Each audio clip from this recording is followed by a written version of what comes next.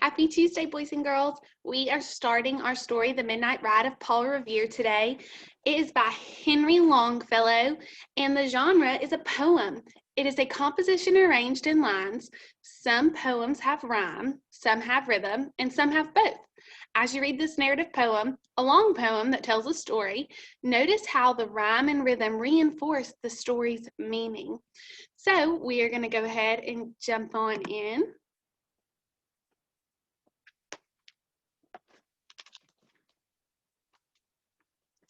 Listen, my children, and you shall hear of the midnight ride of Paul Revere. On the 18th of April in 75, hardly a man is now alive who remembers that famous day and year. He said to his friend, if the British march by land or sea from the town tonight, hang a lantern aloft in the belfry arch of the North Church Tower as a signal light. One if by land and two if by sea, and I on the opposite shore will be, ready to ride and spread the alarm through every Middlesex village and farm, for the country folk to be up and to arm. Then he said good night, and with muffled oar silently rowed to the Charleston shore, just as the moon rose over the bay, where swinging wide at her moorings lay the sunset British man-of-war, a phantom ship with each mast and spar across the moon like a prison bar, and a huge black hulk was magnified by its own reflection in the tide. So I wonder, based on what we've read, why Paul Revere wants to warn the colonists that the British are coming. What background knowledge do we have about this time period that could help us understand why Paul Revere would want to warn the colonists that the British were coming?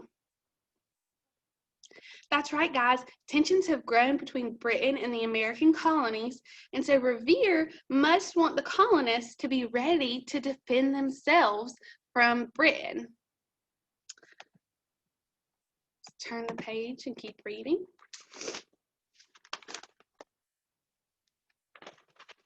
Meanwhile, his friend, though ally in street, wonders and watches with eager ears, till in the silence around him he hears the muster of men in the barrack door, the sound of arms and the tramp of feet, and the measured tread of the Granders, marching down on their boats on the shore. Then he climbed the tower of the old North Church, by the wooden stairs with stealthy tread, to the belfry chamber overhead, and startled the pigeons from their perch on the sombre rafters that round him made masses and moving shapes of shade, by the trembling ladder, steep and tall, to the highest window in the wall, where he paused to listen and look down a moment on the roofs of the town, and the moonlight flowing over all. Beneath, in the churchyard, lay the dead, in their night encampment on the hill, wrapped in silence so deep and still, that he could hear, like a sentinel's tread, the watchful night wind as it went creeping along from tent to tent, and seeming to whisper, all is well. A moment only he feels the spell of the place and the hour, the secret dread of the lonely belfry and the dead, for suddenly all his thoughts are bent on a shadowy something far away. So the first line of the second stanza tells me that the setting is the tower of the Old North Church. Right here, it tells me that we're at the Old North Church. So Revere's friend has climbed up into the tower and is looking down over the town. What details can help us imagine the surroundings that he's looking down upon? That's right, guys. It says the wooden stairs, the startled pigeons, moving shadows, a rickety ladder, the moonlight flowing over the roofs. Those details in this poem help us to imagine what his friend is seeing. I also want to point out that right here in our passage where it says, the watchful night wind, as it went creeping along from tent to tent, and seeming to whisper all is well, is something called personification. So wind actually can't creep along or whisper all is well, right? So the author is giving a object, like the wind, human characteristics such as being able to talk, being able to creep, being able to crawl, in order for us to understand and envision what is happening in this part of the story. And that's called personification, giving inanimate objects human characteristics.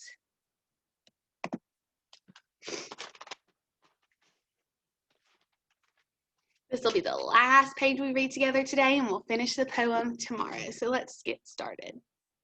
Where the river widens to meet the bay, a line of black that bends and floats on the rising tide like a bridge of boats.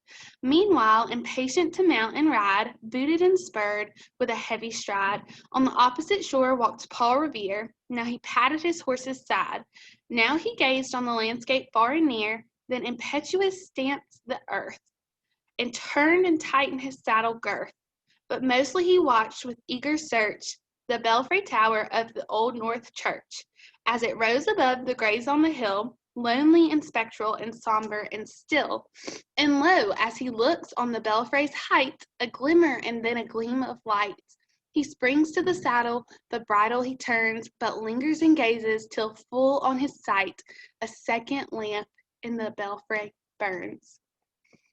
When I look at the word booted, what ending do we see in the word booted? That's right, the ed ending. That ending has been added to the base word boot. What does the word boot mean? That's right, guys, it's like a tall covering or a tall shoe for your feet. So here the word is being used as an adjective. So what do you think the adjective booted means? Yeah, guys, it means that he's wearing boots, right? He was booted. He was wearing boots. I also want us to think about, based on the descriptions in the poem on page 300 that we just read, how do you think Paul Revere is feeling? Do you think he's happy and excited? Maybe. What about impatient? Right? It kind of seems like he's pacing. He's fidgeting. He's really eager to get going. He is just being really impatient, right? Have you ever been impatient? You're so eager to get going or to get to do something that you're kind of pacing or you're fidgeting, and you can't sit still because you're so eager to get to do something. That's how Paul is feeling on this page, and we can see that with all the description. On the opposite shore he walked.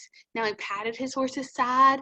Now he gazed on the landscape far and near. So he was moving from one thing to another without really staying in the same place, right? He was doing one thing, then he moved to another thing, then another thing, then another thing.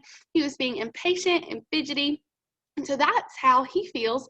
And we found that just based on what we read in the poem on this page. So I will see you guys tomorrow, and we will read the second half of this poem and talk a little bit about the author's purpose for writing the Midnight Ride of Paul Revere. So go ahead and start thinking about, why do you think the author would have written this poem? And we will dive in more to that tomorrow. Have a great day, and I'll see you guys tomorrow.